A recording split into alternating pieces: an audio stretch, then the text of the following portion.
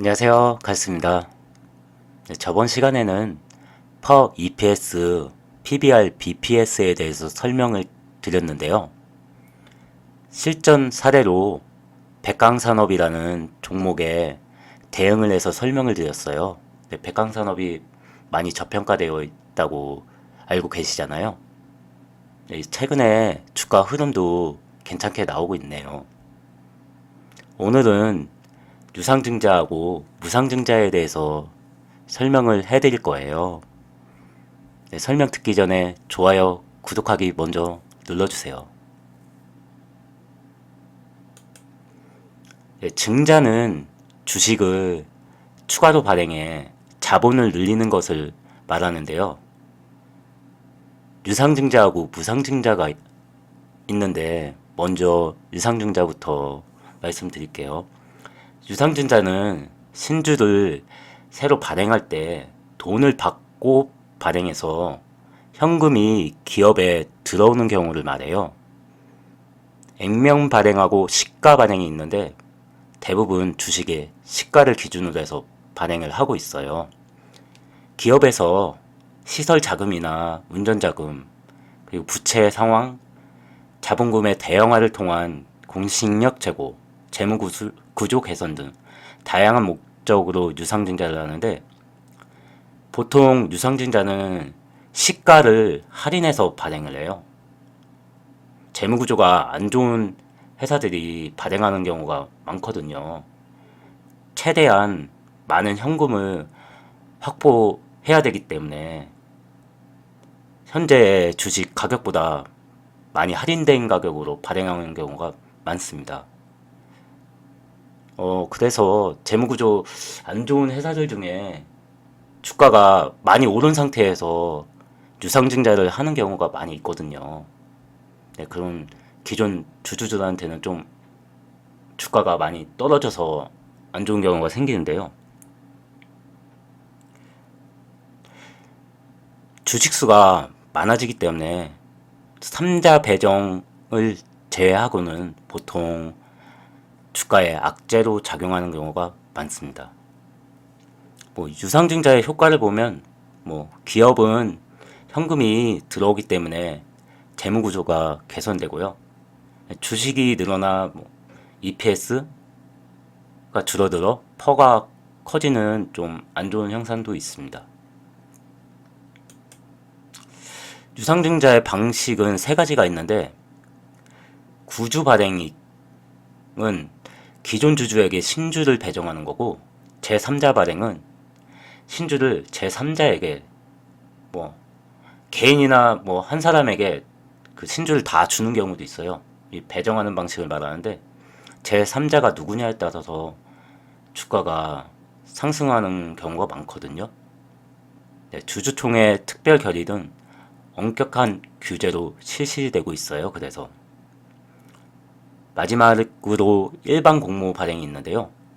불특정 다수의 일반 투자자에게 청약을 해서 발행하는 경우가 있습니다. 이 경우 아까 시가보다 할인해서 발행한다고 했잖아요. 발행가액이 시가에 가장 가까운 경우가 일반 공모 발행입니다. 유상증자를 한 사례를 보면 최근에 4월 19일 한솔테크닉스에서 518억 규모 유상증자를 했거든요. 시가총액이 1600억인데 엄청나죠? 518억이면. 주식수가 30%그 정도 늘어나는 거잖아요. 증자를 하게 되면. 당연히 너무 주식수가 많기 때문에 이런 경우는 좀 투자를 좀 보류하시는 게 좋죠. 신규 투자를 하시는 경우에는.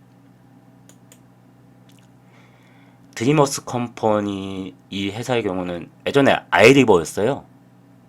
18년 7월 27일에 SK텔레콤하고 SM엔터테인먼트에서 3자 배정 유상증자를 해갖고 이 경우는 좀 특이한데 경영권이 바뀌었어요. 현재는 SK텔레콤이 55% 지분을 갖고 있고 SM이 15% 정도 지분을 갖고 있네요. 이런 경우는 되게 호재가 되겠죠. SK텔레콤이 돈도 많고 또 아이리버랑 하고 있는 사업하고 연관성도 좀 많이 있어서요. 어느 정도 경영 성과에 대한 시너지가 날 수가 있잖아요. 다음은 무상증자인데요.